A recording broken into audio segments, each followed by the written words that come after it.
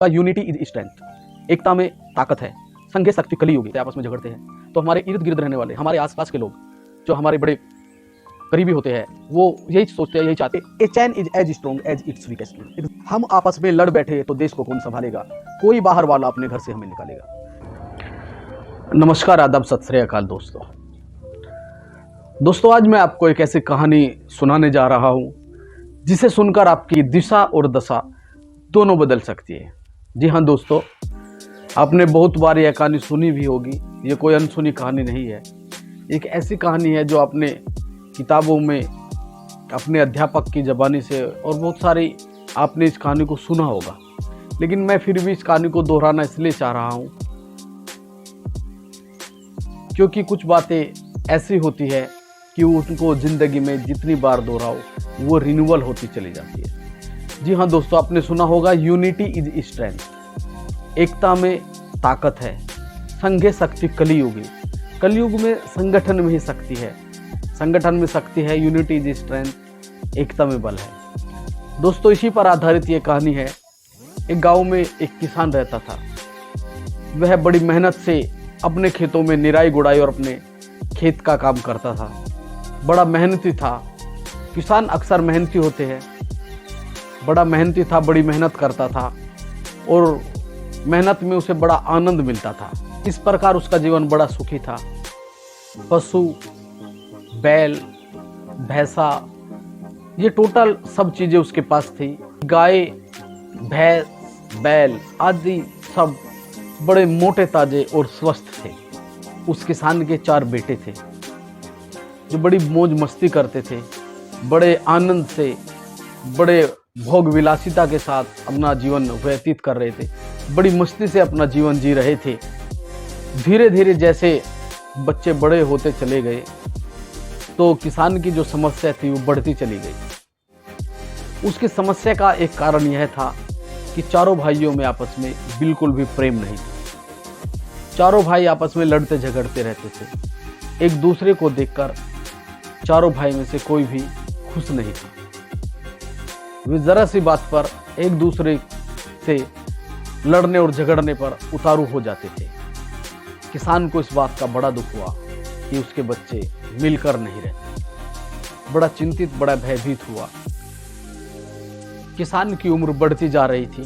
किसान अपने बुढ़ापे की ओर बढ़ता जा रहा था, लेकिन उसके बच्चों की जो लड़ाई थी, आपसी विवाद था, वो भी किसान की उम्र के साथ साथ बढ़ता चला जा रहा था, कम नहीं हो रहा था। किसान को बड़ी चिंता थी, बड़ा दुखी था किसान इस बात से।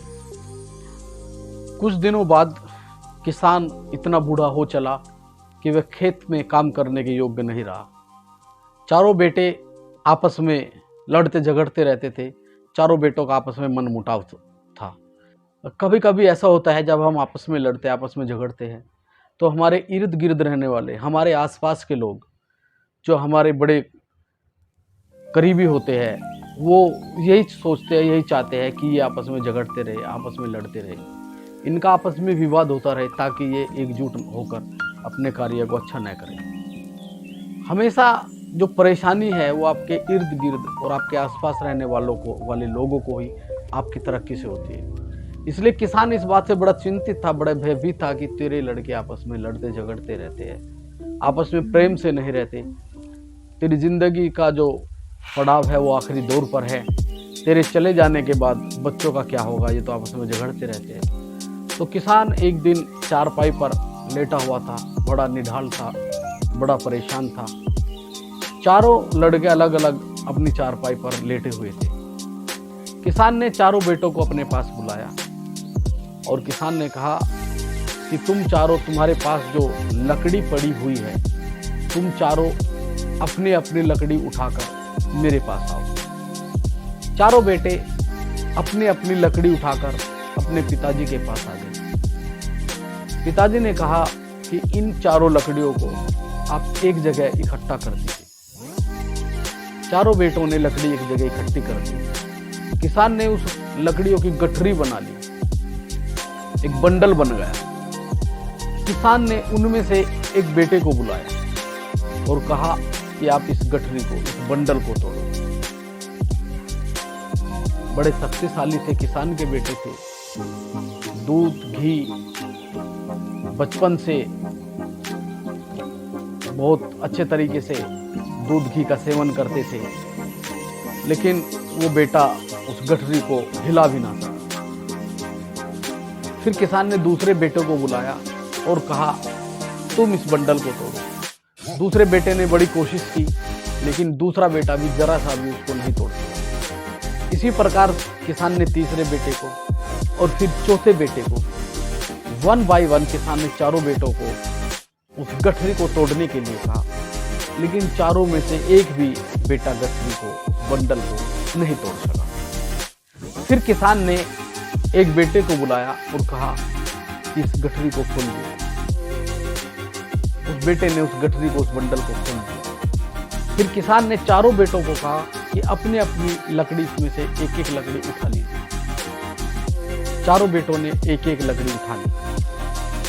किसान ने कहा कि अब आप अपनी अपनी लकड़ी तोड़ दीजिए। चारों बेटों ने अपनी अपनी लकड़ी तोड़ दी। तो किसान ने कहा, बेटे ये तुम्हारे लिए बहुत गहरा संदेश है। जब चारों लकड़ी एक साथ थी तो तुम में से, चारों में से कोई भी उस बंडल को, उस लकड़ी की गठरी को तोड़ नहीं सका।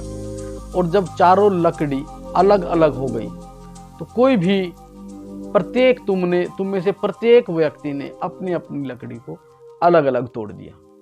इसी प्रकार तुम्हारा जीवन है।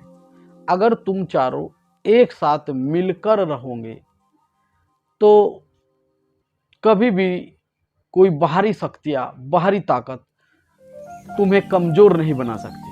अगर तुम चारों एक दूसरे के साथ लड़ते रहे, झगड़ते रहे, तो कोई भी बाहरी व्यक्ति तुम्हारी इस कमजोरी का फायदा उठाकर तुम्हें कमजोर कर लेगा। तुम्हारी जो जमीन है इसको हड़प लेगा। तुम्हारी जितनी दौलत है वो भी खराब हो जाएगी, बेकार चली जाएगी। इसलिए तुम बेटा आज से आपस में सब मिलजुल कर रहिए।